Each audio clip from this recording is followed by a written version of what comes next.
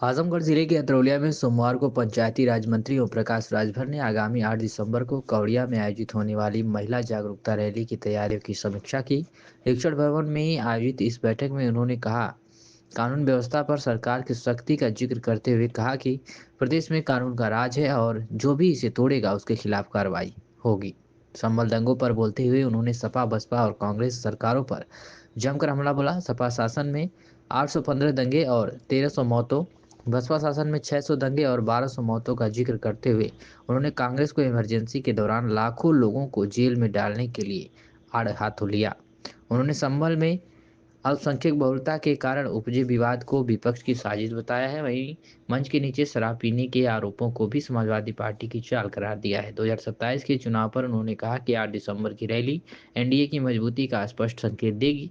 इस बैठक में डीडी पंचायत संजय कुमार, डीपीआरओ कुंवर सिंह यादव समेत कई प्रमुख नेता उपस्थित थे। क्या कुछ क्या मीडिया से बातचीत करते हुए पंचायती राज मंत्री ओम प्रकाश राजभर ने, आप सुनिए। लिए मैं कार्यकर्ताओं की आपने एक बैठक की है, इसमें पार्टी का क्या दिशा निर्देश हुआ था जिसमें पार्टी कि 8 दिसंबर को स्थान है कौड़िया, कोई मैदान है गांधी स्मारक इंटर कॉलेज कौड़िया, गांधी स्मारक इंटर कॉलेज कौड़िया आजमगढ़ में महिला जागरूकता महारैली।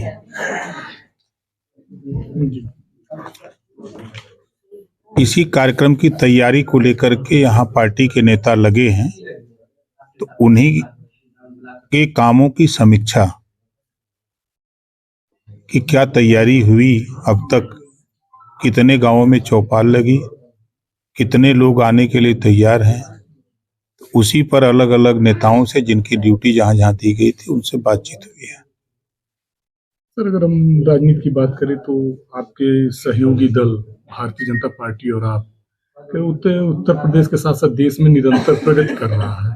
पार्टी भी जगह जगह अपनी सरकारें बना रही है। इसमें ये सुहेलदेव समाज पार्टी का क्या रोल है सहयोग में?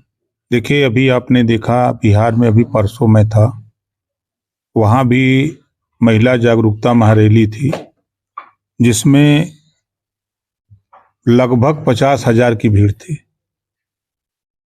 उसके पहले भी हमने कल का कार्यक्रम अरवल जिले में था, तेलपा का मैदान था।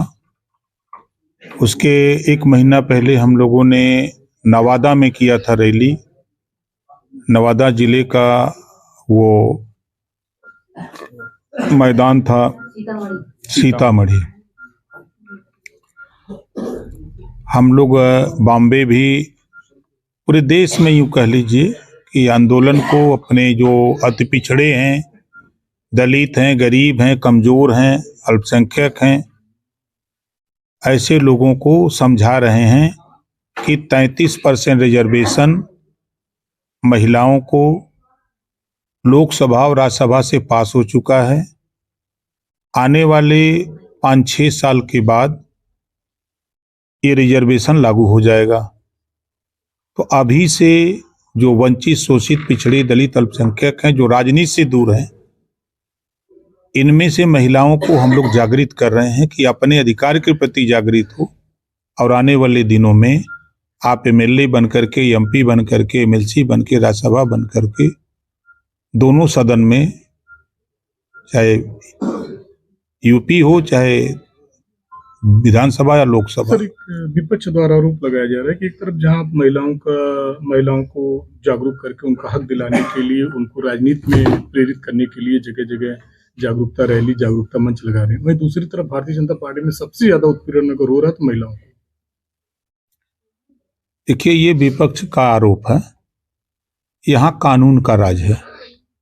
कोई भी व्यक्ति अपने हाथ में कानून लेने की कोशिश कर रहा है तो उसके खिलाफ कानून मजबूती से काम कर रहा है। आप अगर देखेंगे तो जो विपक्ष का आरोप है, जब उनकी सरकारें थी तो 815 दंगे सपा के शासन में हुआ, 1300 लगभग जन की हानि हुई और कर्फ्यू 1-1 महीना, 1.5 महीना रहे। बसपा की सरकार थी तो 600 दंगे हुए, 1200 जन की हानि हुई कांग्रेस ने तो दोनों का रिकॉर्ड तोड़ के इतिहास रच दिया कि ना तो पत्रकारों को बोलने का अधिकार, ना तो नेताओं को, लाखों लोगों को जेल में डाल दिया इमरजेंसी लगा के। आज पूरे प्रदेश में 7.5 साल में कहीं कर्फ्यू नहीं लगा। ये इतिहास है। सर इसे बता रहे संभल का दंगा ये सुनियोजित दंगा था? नहीं, देखिए, संभल के दंगे में वहां जो विधायक हुआ करते थे 60% आबादी अकेले मुसलमान की वहां है। तब वो ये कहते थे कि बन का किधर जाएगा किधर।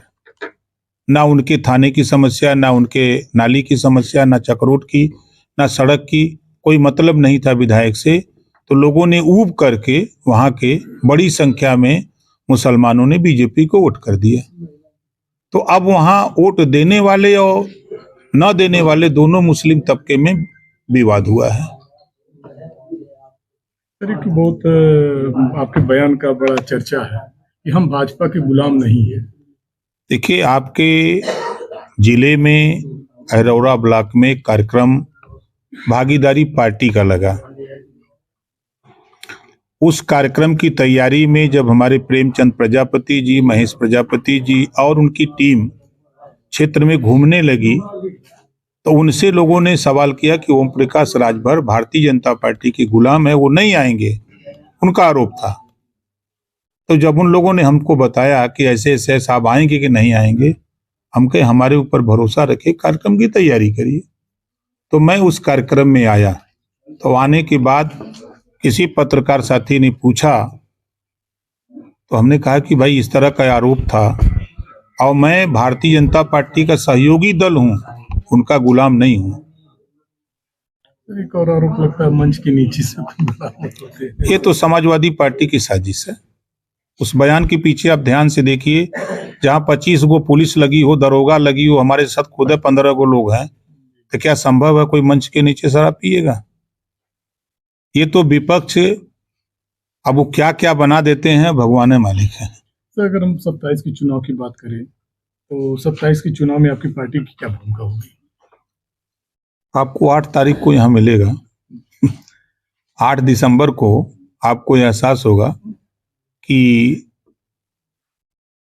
भारतीय समाज पार्टी का क्या सहयोग होगा एनडीए गठबंधन में। ठीक है, बहुत बहुत धन्यवाद।